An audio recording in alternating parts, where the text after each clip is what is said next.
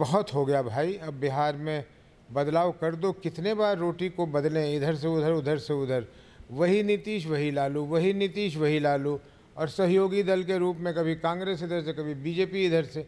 हमारे प्रधानमंत्री जी का जुमला, अब उनके शरीर में खून नहीं सिंदूर बहता है।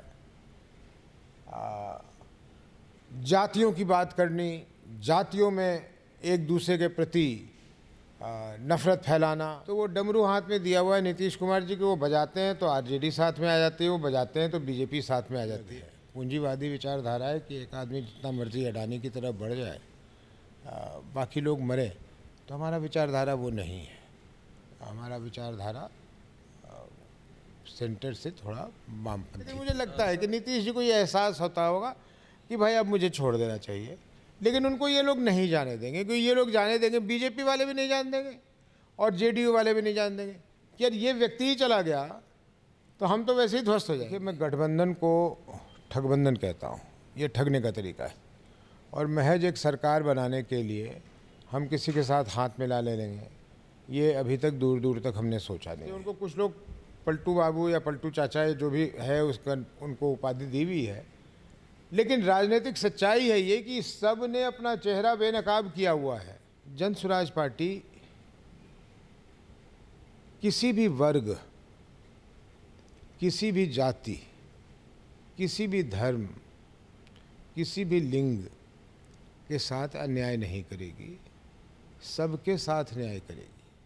आप ही के चहेते अफसरों को ईडी पकड़ के ले जा रहा है, आपके यहाँ वो दलाल पकड़े जा रहे हैं जिन्होंने सारे अफसरों के लिए पैसे एकत्रित किए हैं। आप किस मुंह से बोल रहे हो नीतीश जी? ये तंत्र विहीन विकास कहता हूं मैं इसको। हमारे साथ खास मुलाकात में विशेष बातचीत के लिए आज मौजूद हैं पूर्णिया के पूर्व सांसद उदय सिंह पप्पू सिंह, जो कि जन स्वराज पार्टी के पहले राष्ट्रीय अध्यक्ष भी बने हैं, और राष्ट्रीय अध्यक्ष बनने के बाद उनका ये पूर्णिया का दौरा है और इस दरमियान हमारी मुलाकात हुई है, और हम आज इनसे खास मुलाकात में बहुत सारी बातों पर, मुद्दों पर चर्चा करेंगे। सर, सबसे पहले आपका हमारे दर्शकों के बीच स्वागत है। साथ ही साथ हमारी ओर से और हमारे दर्शकों की ओर से आपको शुभकामनाएं हैं, आप जन स्वराज के राष्ट्रीय अध्यक्ष बने हैं। सर, बहुत धन्यवाद, और मेरी ओर से कोसिया लोग को ढेर सारी शुभकामनाएं। आप लोग वर्षों से पूर्णिया में डटे रहे हैं और पूर्णिया में सूचना प्रसारण के लिए बहुत बढ़िया काम किया है। बताइए क्या प्रश्न है? सर, सवाल ये है कि आप राजनीति में काफ़ी दिनों से हैं, लेकिन जन स्वराज में आने के बाद ये जो आपका पहला कदम है वो सीधा राष्ट्रीय अध्यक्ष का है। अब लगता है कि महज एक कदम की दूरी है जो बिहार के मुख्यमंत्री की जो कुर्सी है उसके बहुत करीब लोग इस तरह से आंक रहे हैं। आप क्या देख रहे हैं सर? जो लोग आंक रहे हैं वो मुझे लगता है बहुत सही नहीं आंक रहे हैं। पहले जन स्वराज की बात करते हैं। जन स्वराज क्या है? और मैं अपने आप को अगर राजनीति में देखता हूँ तो मैं ये कह सकता हूँ कि शायद जन स्वराज के औपचारिक जन्म के पहले से मैं जन स्वराजी हूँ, और आपकी चैनल तो ये बाखूबी जानती होगी कि जब मुझे यहाँ का प्रतिनिधित्व करने का मौका मिला था तो मैंने यहाँ पे एक सांसद रहते हुए भी अपने मुख्यमंत्री के दिए हुए निज़ाम के खिलाफ यहाँ एक बड़ी रैली की थी। क्या मांग रहे थे हम? मैं या हमारे समर्थक, हमारे लोग, वहाँ जो लाखों लोग इकट्ठे हुए थे, क्या मांग रहे थे? एक अच्छी सरकार मांग रहे थे। एक ऐसी सरकार मांग रहे थे जिसमें लोगों की सुनवाई हो, जिसमें भ्रष्टाचार न हो। और हम लोग कुछ नहीं मांग रहे थे, कोई ओहदा, कोई पद, कोई जगह नहीं मांग रहे थे। और अगर उसको मिलाकर देखिएगा तो आज जन स्वराज वही है। हाँ, ये अलग बात है कि जन स्वराज का जो स्वरूप आज है प्रशांत किशोर जी के कारण वो अद्वितीय है। कोई भी व्यक्ति, मुझे नहीं लगता कि 2-2.5 वर्ष तक इस कदर मेहनत कर सकता है जो उन्होंने करके दिखलाया है। और आज इस दल के राष्ट्रीय अध्यक्ष होने के नाते मुझे फ़ख्र है ये कहने में कि देश भर में इतने अल्प समय में शायद ही कोई दूसरी पॉलिटिकल पार्टी हो या पॉलिटिकल फॉर्मेशन हो जिसकी इतनी बड़ी आकार हो गई हो। आपका प्रश्न कि आते ही मैं जनसुराज का राष्ट्रीय अध्यक्ष क्यों बन गया, ये प्रश्न का उत्तर मुझसे कहीं बेहतर जनसुराज के बिहार के अध्यक्ष और बिहार की कोर कमेटी दे सकती है। मैं तो सिर्फ ये कह सकता हूँ कि उनके लिए गए निर्णय का मैंने आदर किया, पालन किया और सर झुकाकर जो जिम्मेदारी उन्होंने मेरे कंधों पे दिया है उसको स्वीकार किया है। और ईश्वर से यही मनाता हूँ कि मैं किसी को निराश न करूँ।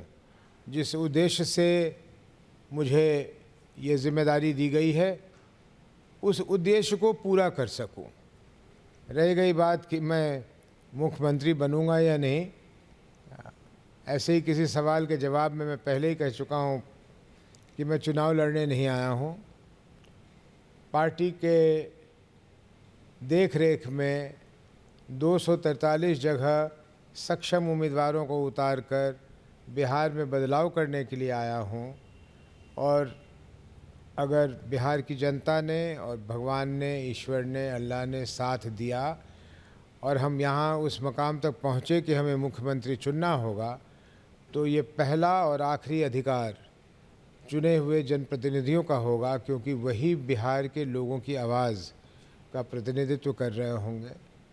फिर मुझसे कोई पूछते हैं कि लेकिन आज कौन हो सकता है मुख्यमंत्री, तो ये काल्पनिक सवाल का एक ही उत्तर है, और वो काल्पनिक उत्तर नहीं है कि जनसुराज के आज की तिथि में जब हमारे कोई चुने हुए लोग अभी तक नहीं आए हैं अपना मत बताने, तो मेरी नज़र में वो व्यक्ति तो प्रशांत किशोर ही हो सकता है। क्योंकि जो हम लोगों का पत्रवाहक है, जो हम लोगों का सूचना लेकर, हम लोगों के विचारों की सूचना लेकर गांव-गांव, घर-घर, लोग तक पहुंचा रहा है उस बात को, अगर कभी ये बात हुई कि साहब आप ही लोग चुन लीजिए, अगर विधायक लोग ऐसा कहें, तो प्रशांत किशोर जी हो सकते हैं। मेरा नाम तो कहीं दूर से भी। लेकिन सर उन्होंने तो डिनाई कर दिया है कि हम कभी नहीं बनेंगे। तो वो नहीं बनेंगे तो विधायक लोग चुनेंगे अपने मुख्यमंत्री को। और मेरे लिए कोई सोच रहा है तो गलत सोच रहा है, मैं उस दौर में ही नहीं हूँ। मैं अपनी अवस्था को समझता हूँ, अपनी सीमाओं को समझता हूँ। मैंने कभी भी राजनीति में, सक्रिय राजनीति, चुनावी राजनीति में रहकर भी कभी अपने लिए पद की लालसा नहीं की होती तो शायद कहीं पहुंचता, लेकिन वो मेरे फितरत में नहीं है। मेरे फितरत में लोगों के लिए जो कर सकता हूं, जितनी उनकी सेवा कर सकता हूं, उनके दुख तकलीफ़ में हाथ बटा सकता हूं, मेरे लिए राजनीति उतनी ही भर है, उसके आगे नहीं है। सर आपने अभी एक बात कही कि कमेटी ने निर्णय लिया और आपने उसको स्वीकार किया, ये निश्चित रूप में गर्व करने वाली बात है। ख़ासतौर से हम लोग पूर्णिया में हैं और आप पूर्णिया से सांसद रहे हैं और पूर्णिया से ज़्यादा आपका जुड़ाव है, हम लोग अपने घर के समझते हैं आपको, तो निश्चित रूप में हम लोग के लिए तो ये गर्व वाली बात है। आप घर का समझते हैं, ये इससे बड़ी चीज़ मेरे लिए क्या हो सकती। और मैं कल आते ही यहाँ बहुत लोग बहुत उल्लास में थे, बहुत गर्मजोशी से मेरा लोगों ने पूरे रास्ते स्वागत किया है। और मैं एक ही चीज़ दोहराता रहा हूँ कि मैं राष्ट्रीय अध्यक्ष अवश्य हूँ और सब जगह के लिए हूँ, लेकिन पूर्णिया में थोड़ा सा अंतर है। पूर्णिया में मैं मानता हूँ कि पूर्णिया लोकसभा क्षेत्र का हर निवासी आज जनसुराज का राष्ट्रीय अध्यक्ष है, और मैं अपनी जिम्मेदारी उनके साथ बांटने आया हूँ, साझा करने आया हूँ। ये उनकी जिम्मेदारी बनती है कि सिर्फ वो गर्व न करें, उसका ऋण भी उतारें। ये जो जनसुराज के कोर कमेटी ने या प्रशांत किशोर जी ने या सब लोगों ने मिलके, मनोज भारती जी ने, सब लोगों ने मिल के ये जिम्मेदारी उदय सिंह के कंधों पे डाला है, तो उदय सिंह अपनी जिम्मेदारी उतार कर ये पूर्णिया के हर व्यक्ति, हर नागरिक पे डाल रहा है कि उनकी भी जिम्मेदारी है कि जन स्वराज को आगे बढ़ाकर एक ऐसा मुकाम हासिल करवाएं जो दुनिया देखे, और उसमें भागीदारी पूर्णिया और इस निकटतम एरिया का, सीमांचल का बढ़ चढ़ के साथ मिलना चाहिए। सर, आपके राष्ट्रीय अध्यक्ष बनने के साथ ही कम से कम पूर्णिया में कई लोग जो कि राजनीति में हैं, उनकी कुर्सियां हिलती हुई दिख रही है। सर, लोग काफ़ी कुछ ऐसा लग रहा है कि काफ़ी समीकरण बदल गया है। लोग अभी खामोश हैं, लेकिन कुछ लोग चर्चा भी कर रहे हैं कि अब आने वाले दिनों में पूर्णिया का जो समीकरण होगा वो बहुत कुछ बताएगा।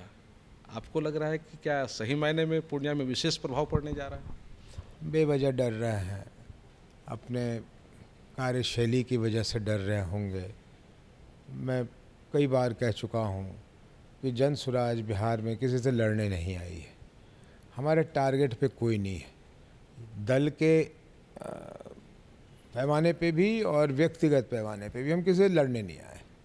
हम आए हैं अपनी बात बिहार के लोगों को बताने के लिए, बिहार के लोगों को समझाने के लिए, उनका समर्थन लेकर, उनके सहयोग से और उनको साथ लेकर एक ऐसी व्यवस्था यहाँ बनाने में जिसमें सबकी सहभागिता हो। और समझाया वहाँ जाता है जहाँ वो दुख तकलीफ़, वो अन्याय लोगों को बताना पड़े, लोगों को याद कराना पड़े कि ऐसा भी होता है। भाई, बिहार की 14 करोड़ जनता तो वो रोज़ भुगत रही है। वो भ्रष्टाचार हो या बेरोजगारी हो या अफसरशाही हो या शिक्षा विहीन प्रदेश हो या स्वास्थ्य की कोई सुविधा ना हो। अभी मैं आपको बिठा के गया था, वो हॉल में बहुत सारे लोग थे, उसमें से कम 3 लोग ऐसे मिल गए जिनके रोगी इधर से उधर भटक रहे हैं। कोई दिल्ली भटक रहा है, कोई हैदराबाद भटक रहा है कि यहाँ इलाज नहीं हो रहा है। तो ऐसे राज्य में जहाँ लोग खुद ही त्रस्त हैं, जहाँ लोग खुद ही परेशान हैं, वहाँ जन स्वराज सिर्फ अपनी बात कहने आई है कि आपने सब पर भरोसा किया है, एक बार करके देखिए हम लोगों पर कि क्या बदलाव होता है। पूर्णिया में मैंने भी सुना है कि बहुत सारे राजनेता हैं, उनमें घबराहट है।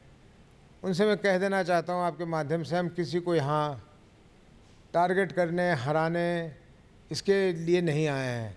हम जहाँ भी लड़ेंगे, और लड़ेंगे हम हर जगह, हम जहाँ भी लड़ेंगे एक ही उद्देश्य से लड़ेंगे कि वो हमारा उम्मीदवार कामयाब हो, वो वहाँ का प्रतिनिधित्व करे। सर, प्रशांत किशोर जी की रैलियों में भीड़ काफ़ी हो रही है, जो निश्चित रूपेण जो विरोधी लोग हैं उनके लिए एक चिंता का तो विषय है, लेकिन वो लोग एक उम्मीद ये भी देख रहे हैं कि जो उपचुनाव हुआ उसमें आप एक भी सीट जीत नहीं पाए, तो उन लोगों को लगता है कि शायद ये भीड़ जो है वो वोट में कन्वर्ट होने वाली नहीं है।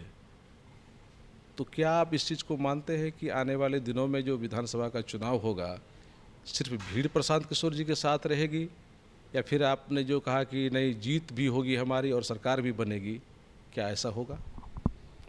मुझे लगता है कि राजनीतिक दल या जो भी विश्लेषक हैं वो भीड़ को भीड़ कहते हैं तो उन लोगों को अपमान करते हैं, उन लोगों का अपमान होता है।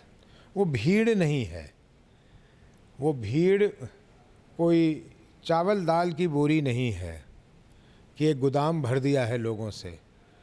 वो एक एक व्यक्ति है, उस व्यक्ति का हमें सम्मान करना चाहिए। वो व्यक्ति अपने आप आया हो, अपने मित्रों के साथ आ गया हो, किसी साधन से आ गया हो, लेकिन आया है, किसी की बात सुनने आया है। और जब वो बात सुनेगा तो बात सुनकर जाएगा, क्या निर्णय लेगा, क्या उसके मन में विचार बदलेंगे, ये अलग बात है, लेकिन इसे भीड़ नहीं कहनी चाहिए। भीड़ तो ये हुई कि भाई लोग आए सुन के और ये बात ख़त्म हो गई। वो सुनने आ रहा है, वो सुनते हैं, वो जवाब सवाल करते हैं। आप प्रशांत जी के किसी भी रैली में देख लीजिए, रैली के बाद कुछ लोग उनसे सवाल करते हैं, वो उसका जवाब देते हैं। मेला वाली भीड़ नहीं है, ये मेला वाली भीड़ नहीं है, ये कोई वहाँ कार्यक्रम नहीं हो रहा है जिसे वो गाना सुनने आए हैं या कुछ और करने आए हैं। प्रशांत जी देखने में बुरे नहीं हैं, लेकिन देखने में कोई फिल्म स्टार भी नहीं है कि किसी फिल्म स्टार को देखने कोई जा रहा है। वो एक अच्छे व्यक्ति को सुनने आ रहे हैं, जो व्यक्ति उनके जीवन में एक सकारात्मक परिवर्तन की बात कर रहा है, जी, उनकी सोच को समझने आया। उनकी सोच को समझने आया है।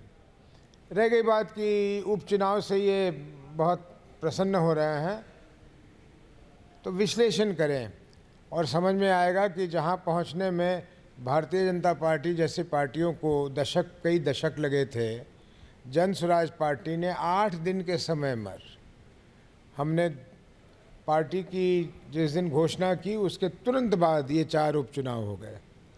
एक जगह हम 2 नंबर पे आए और बाकी जगह हमने सम्मानजनक वोट लिया, और अगर औसत लगाया जाए तो हम करीब करीब 10% वोट लेकर वहाँ से आए हैं। इसलिए इनको बहुत ज़्यादा इस बात से अपने आप को तसल्ली नहीं लेनी चाहिए। हाँ जी, बताएं। सर, ये कहना चाह रहे थे कि आपकी पार्टी का जो विचारधारा है, बाकी जो और पार्टियां हैं, ऐसी कोई पार्टी है जन स्वराज के अलावे जिसका विचारधारा जन स्वराज के बहुत करीब नज़र आ रहा हो आपको? बहुत सीमित तरीके से शुरू तो हुआ था आम आदमी पार्टी, जिसने मुख्य रूप से अपना पॉलिसी अन्ना हज़ारे के आंदोलन के ऊपर आधारित किया था कि एंटी करप्शन की बात, भ्रष्टाचार की बात होगी। दुर्भाग्यवश क्या सच क्या झूठ ये तो मैं नहीं जानता, लेकिन दुर्भाग्यवश बहुत कम समय में, और जितने समय आम आदमी की दिल्ली में सरकार रही उसको मैं अल्प समय कहता हूँ, राजनीति के लंबे दौर में यह अल्प समय ही है, वो बना के नहीं रख पाए अपनी इमेज को कि ये सच में भ्रष्टाचार के खिलाफ है। तरह तरह के आरोप, सच या झूठ मैं नहीं जानता, उन पे लगे, और उसका नतीजा है कि आज भी अभी भी सुबह बहुत सारे आम आदमी पार्टी के लोग आकर उन्होंने अपना जन स्वराज को का हाथ थामा है, हमें मजबूत करने की बात कही है। तो मुझे तो ऐसा अभी पार्टी नहीं दिखता है। उसका बड़ा स्पष्ट कारण है, अगर आप राजनीतिक पार्टी बनाइए या उसमें जाइए या उसमें काम कीजिए और आपके मन में ये उद्देश्य हो कि मुझे कुछ पाना है, तो वो पार्टी में तो ये फिर होना ही होना है। अब प्रशांत किशोर जी की बात करें, बार बार मैं उनकी बात क्यों करता हूँ, क्योंकि भाई हमारे मशाल वाहक तो वही हैं। उनको किसी चीज़ की तो कमी है ही नहीं भाई। उन्होंने अपने विवेक से काम करके पिछले दशक या उससे कुछ ज़्यादा समय में इतनी यश, इतनी ख्याति, इतना धन उन्होंने अपने लिए अर्जित कर लिया कि वो अगर घर में आराम से 2-4 AC लगाकर, 2-4 सेवक रखकर अपनी ज़िंदगी बिताना चाहें तो बिता सकते हैं। उस आदमी को कोई ज़रूरत नहीं है कि 2-2.5 साल से एक पागल की तरह, एक दीवाना की तरह नंगे पाँव धूप, बारिश, बरसात, धूल, हर तरह की समस्या का सामना करते हुए पूरे गांव में घूम रहा है। क्या करने के लिए, क्या मिलेगा उसको, क्या हासिल हो जाएगा? लेकिन उसके दिमाग में ये जुनून है, और हम लोग सब के दिमाग में ये जुनून है कि बहुत हो गया भाई, अब बिहार में बदलाव कर दो। कितने बार रोटी को बदलें, इधर से उधर, उधर से उधर, वही नीतीश वही लालू, वही नीतीश वही लालू, और सहयोगी दल के रूप में कभी कांग्रेस इधर से, कभी बीजेपी इधर से। बीजेपी इतनी बड़ी पार्टी, हिम्मत ही नहीं है अकेले लड़ने की। क्यों? अरे कुछ सीटें हार जाओगे, हार जाना। ये गलती कांग्रेस ने की थी, आज देखिए कहाँ पहुँच गई। यही गलती बीजेपी कर रही है। तो वो डमरू हाथ में दिया हुआ है नीतीश कुमार जी को, वो बजाते हैं तो आरजेडी साथ में आ जाती है, वो बजाते हैं तो बीजेपी साथ में आ जाती है। इसलिए किसी दल का ये कहना कि हम होते तो ऐसा करते, भाई तुम सब थे। एक बार नीतीश और लालू रहे, एक बार नीतीश और बीजेपी रहे, फिर नीतीश और लालू रहे, फिर नीतीश और बीजेपी रहे। ये डमरू का काम चलता रहा है। इसलिए उनको कुछ लोग पलटू बाबू या पलटू चाचा जो भी है उसका उनको उपाधि दी हुई है। लेकिन राजनीतिक सच्चाई है ये कि सब ने अपना चेहरा बेनकाब किया हुआ है बिहार की जनता के सामने, और बिहार की जनता को ये सोचना चाहिए। तब इनके पास कुछ ऐसे शस्त्र हैं जिसका ये समय आने पर प्रयोग कर लेते हैं। हमारे प्रधानमंत्री जी का जुमला, अब उनके शरीर में खून नहीं सिंदूर बहता है। जातियों की बात करनी, जातियों में एक दूसरे के प्रति नफ़रत फैलाना, हिंदू मुसलमान की बात कर लेना, राष्ट्रीय सुरक्षा की बात कर लेनी, ये सारी बातों को करके हर चुनाव में ये चाहते हैं कि लोगों का ध्यान वहाँ से भटक जाए जहाँ रहना चाहिए, और उसका इनको लाभ किसी मात्रा में मिल ही जाता है और ये फिर खुश रहते हैं। सर, मेरा जो सवाल था उसका एक मतलब ये भी था कि चूँकि आपकी पार्टी की जो विचारधारा है, हम जानना चाह रहे थे कि और किस पार्टी की विचारधारा से करीब है, जो खासतौर से बिहार में हम इस बात को समझना चाह रहे थे कि भविष्य में अगर सरकार बनाने की नौबत आई, अगर कहीं जनस्वराज को और पार्टियों का सहयोग लेना पड़े, तो कौन सी ऐसी पार्टी है जो कि आपके लिए सहज होगा कि हाँ, इसके साथ हम मिलकर सरकार बना सकते हैं? देखिए, मैं गठबंधन को ठगबंधन कहता हूँ। ये ठगने का तरीका है, और महज एक सरकार बनाने के लिए हम किसी के साथ हाथ मिला ले लेंगे, ये अभी तक दूर दूर तक हमने सोचा नहीं है, और इसकी आवश्यकता होगी भी नहीं, जहाँ तक मेरा ख्याल है। रह गई बात कि हम किस पार्टी के नज़दीक हमारी सोच है। देखिए, हम लोग लेफ्टिस्ट सेंटर के केंद्र के बाएं तरफ को झुके हुए पार्टी हैं। हम राइट की तरफ झुके हुए पार्टी नहीं है। हम पूंजीवादी विचारधारा को बहुत ज़्यादा सपोर्ट नहीं करते हैं, उनसे नफ़रत भी नहीं करते। वो जहाँ आवश्यक है देश की विकास के लिए वो है, लेकिन हम लोगों की सोच वामपंथी की तरफ थोड़ी सी झुकी हुई है, क्योंकि हम चाहते हैं कि हमारे हर व्यक्ति को, गरीब या नहीं, उसको कुछ ना कुछ मिले। प्रशांत जी तो खुले कह रहे हैं कि 60 वर्ष से उम्र से ज़्यादा लोगों को हम 2000 रुपये महीने देंगे। तो ये पूंजीवादी विचारधारा से अलग है। पूंजीवादी विचारधारा है कि एक आदमी जितना मर्जी अडानी की तरफ बढ़ जाए, बाकी लोग मरे। तो हमारा विचारधारा वो नहीं है। हमारा विचारधारा सेंटर से थोड़ा वामपंथी की। सर, लोग ये एनालिसिस कर रहे हैं अपने अपने स्तर से कि जनस्वराज के आने से और जो इनका एक विचारधारा है और जिस तरह से उम्मीदवार घोषणा होने की संभावना दिख रही है, जिस तरह से प्रशांत किशोर जी ने कहा कि मुसलमानों को ज़्यादा टिकट दिए जाएंगे 50% के आसपास, तो कुल मिलाकर के ये कहा जा रहा है कि सबसे ज़्यादा क्षति आरजेडी गठबंधन और जेडीयू को होने जा रहा है। बीजेपी को कहीं ना कहीं लाभ मिलेगा।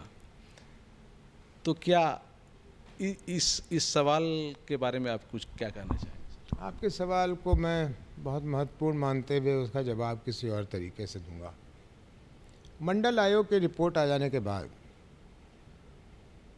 पिछड़े वर्ग और अति पिछड़े वर्ग को मदद करने के बहाने सरकार दर सरकार ने अग्रिम जाति के लोगों को, अग्री जाति के लोगों को एक तरह से हाशिए पे पहुंचा दिया। ऐसा लगता है कि वो हमारे समाज के अंग ही नहीं है, और ये अनावश्यक भी है और निरर्थक भी है। जन स्वराज पार्टी किसी भी वर्ग, किसी भी जाति, किसी भी धर्म, किसी भी लिंग के साथ अन्याय नहीं करेगी, सबके साथ न्याय करेगी।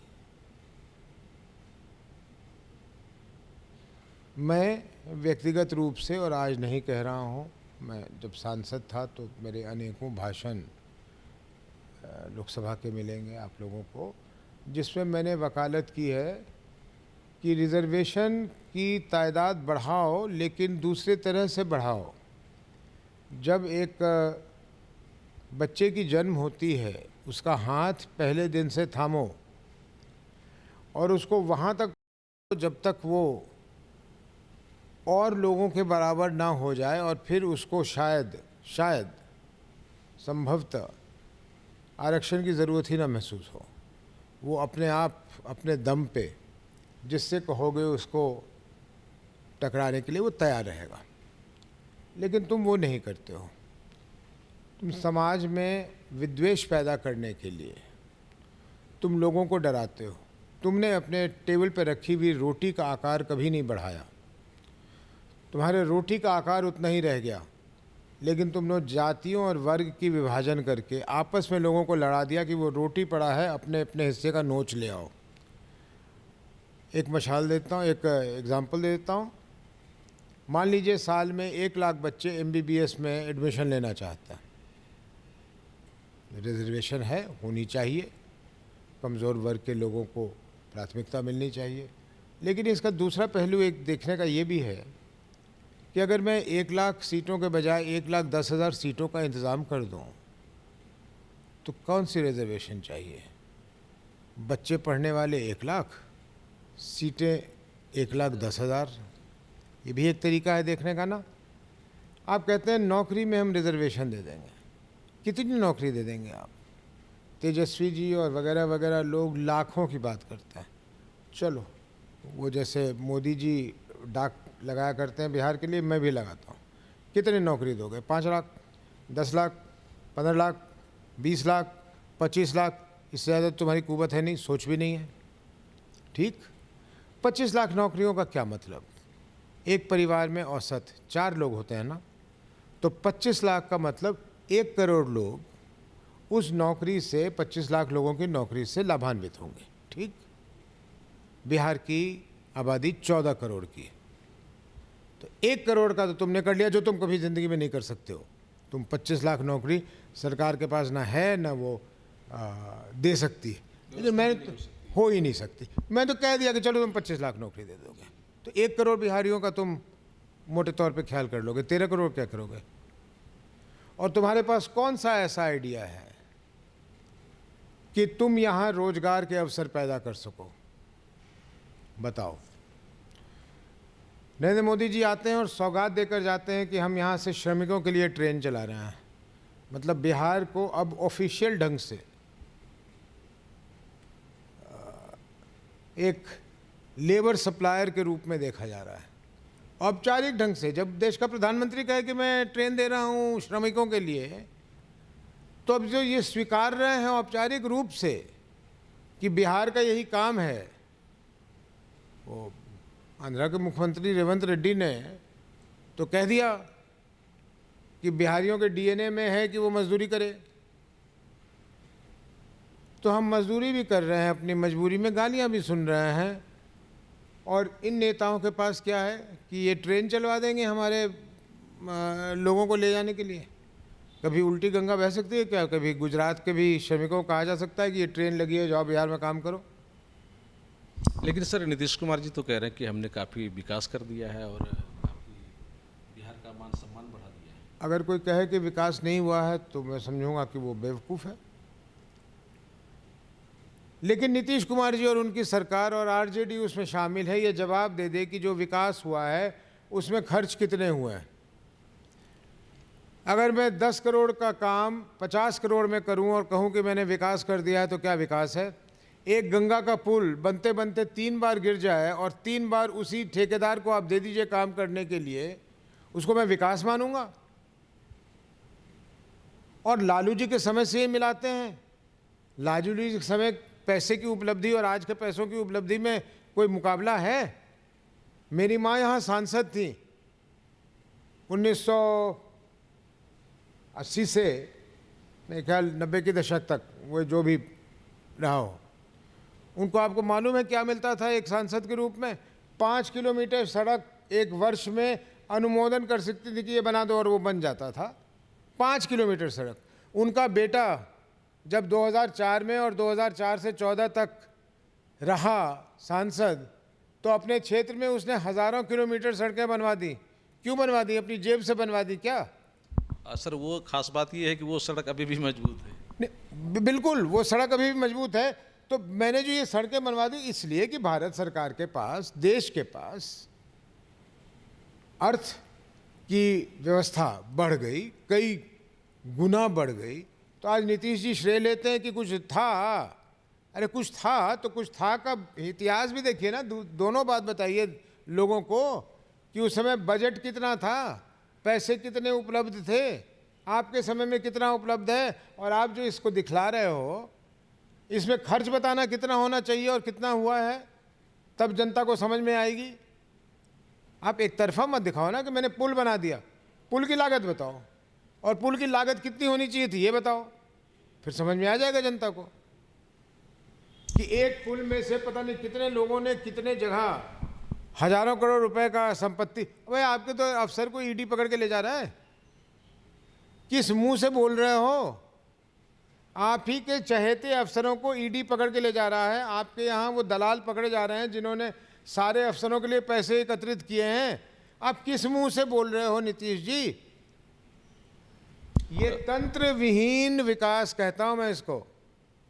गाड़ियां बिक रही हैं, इसको लोग कहते हैं विकास हो गया है। ये विकास नहीं है, ये तंत्र विहीन विकास है, तंत्र के बावजूद विकास है। सर, लोग ये भी कह रहे हैं कि अगर नीतीश कुमार जी को अपना मान सम्मान बचाए रखना है तो उनको अब इस्तीफा दे देना चाहिए, नहीं तो जन स्वराज पार्टी ऐसी है जो कि जबरन उनको कुर्सी से उतारेगी।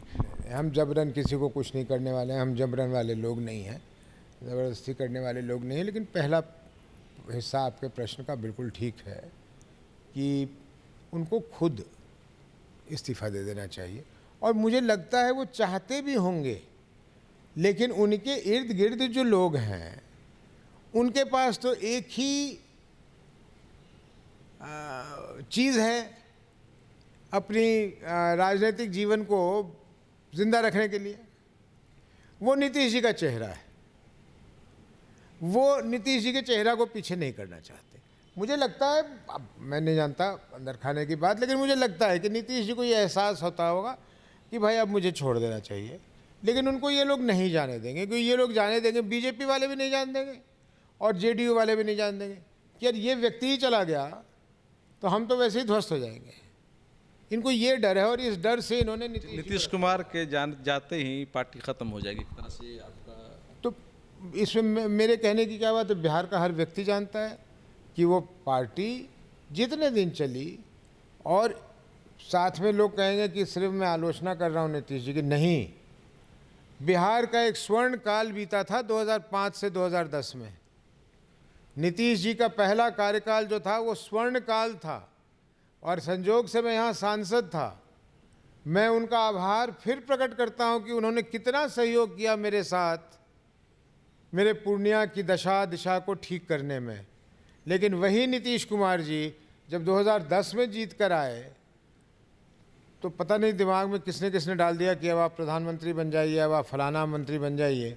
उन्होंने बिहार को छोड़ दिया, और बिहार की जो आज दुर्दशा है इसके बारे में जितना कम उनका क्या सर पॉलिटिकल जो एजेंडा है वो लगता है कि कहीं से कहीं मजबूत है, बंधा हुआ है, कभी इस पार्टी में कभी उस पार्टी में। ये किस तरह का उनका ये विचारधारा किस तरह की? उनका एजेंडा बहुत स्पष्ट है और बहुत अच्छा है।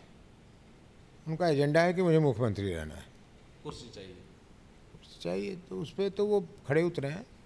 उनका एजेंडा एक ही, और कोई एजेंडा नहीं उनका। कुर्सी छीनने के लिए तो अब जन स्वराज काफ़ी मजबूती के साथ आ रही है। नहीं, ये तो जनता तय करेगी। जन स्वराज कुछ कर ले, हम लोग कितनी भी मेहनत कर लें, अंतोगत्वा बिहार की जनता तय करेगी। सर, लास्ट सवाल अब हमारा ये है कि सर आप जन स्वराज के राष्ट्रीय अध्यक्ष हैं, टिकट बंटवारे में आपकी बहुत बड़ी जिम्मेदारी होगी, किस तरह से होगा? अगर दूसरा सवाल ये भी है सर कि अगर विधानसभा चुनाव में कोई पार्टी आगे बढ़ करके जन स्वराज से हाथ मिलाना चाहे तो उस पर सर क्या? पहले दूसरे सवाल का जवाब दे दूं। कोई पार्टी हाथ मिलाना चाहे, भाई हाथ मिलाने तब आएगी ना जब हम हाथ मिलाने के लिए दो हाथ चाहिए ना। तो अभी हम आगे बढ़ाए अभी नहीं, तो हम ही अभी आगे नहीं बढ़ा रहे हैं हाथ किसी से, अभी कोई आवश्यकता नहीं है। हम लोग कह चुके हैं कि हम 243 सीटों पे लड़ेंगे, तो 243 सीटों पे लड़ेंगे।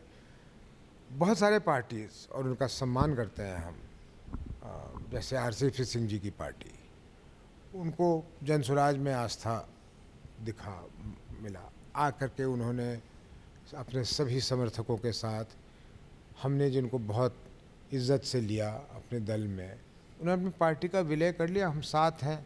अब उदय सिंह कौन, आरसीपी कौन, मनोज भारती कौन, हम सब एक हो गए हैं।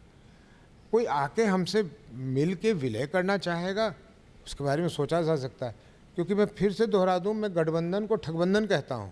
ये ठगने का तरीका है, हम ठगने के लिए नहीं आ रहे बिहार में। आपने फिर पूछा टिकट की बात, टिकट भी हमारे यहाँ मेरी जिम्मेदारी नहीं है, मेरी भी जिम्मेदारी है। बहुत लोगों के साथ मिलकर बहुत पारदर्शी तरीके से टिकटों पे फैसला होगा। यहाँ कभी नहीं चलेगा कि उदय सिंह के करीब थे इनको मिल गया, ये प्रशांत जी के करीब थे इनको मिल गया, ये उससे करीब नहीं थे उनको नहीं मिला। ऐसा नहीं होगा। हम लोगों की जान बसी हुई है इसमें। हम लोगों के जो उम्मीदवार होंगे उन पे ही सब कुछ निर्भर होगा आखिरी का। तो हम लोग तो फूक फूक के टिकट देंगे। राष्ट्रीय अध्यक्ष जनस्वराज पार्टी के उदय सिंह पप्पू सिंह जी आज खास मुलाकात में हमारे साथ थे। इन्होंने कई मुद्दों पर अपनी प्रतिक्रियाएं दी हैं, खासतौर से बिहार के बारे में और ऑपरेशन सिंदूर के बारे में जो इनकी बातें हैं और जनस्वराज पार्टी के बारे में, वो काफ़ी अहम है। इन्होंने साफ तौर पे कहा कि इनकी पार्टी की ओर से जिन लोगों को भी टिकट दी जाएगी वो पारदर्शी होगा और जो कमेटी में निर्णय होगा उसके हिसाब से होगा। कोसियालों के लिए सुमित के साथ में संजय कुमार।